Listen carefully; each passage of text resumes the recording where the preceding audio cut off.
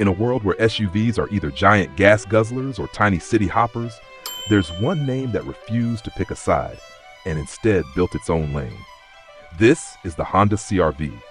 When Honda first revealed the CR-V back in the mid-90s, no one expected it to become the family SUV of the next 3 decades. It wasn't flashy, it wasn't loud, it wasn't trying to be a sports car.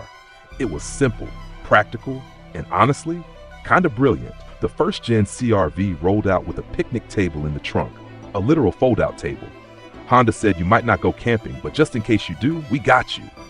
That weird little detail became a symbol of the car's personality, friendly, useful, and extremely Honda. Over the years, the CR-V evolved. Bigger body, smarter tech, better engines, but the soul stayed the same. Reliability first, comfort second, everything else bonus.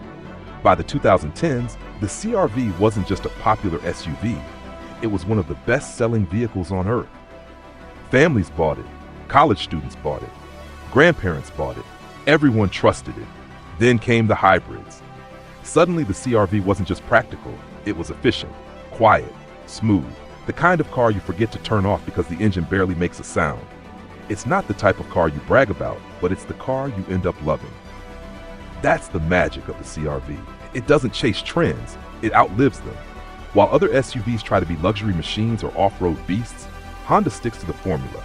Make it simple, make it reliable, make it last. And that's why nearly 30 years after it first launched, the CR-V is still everywhere.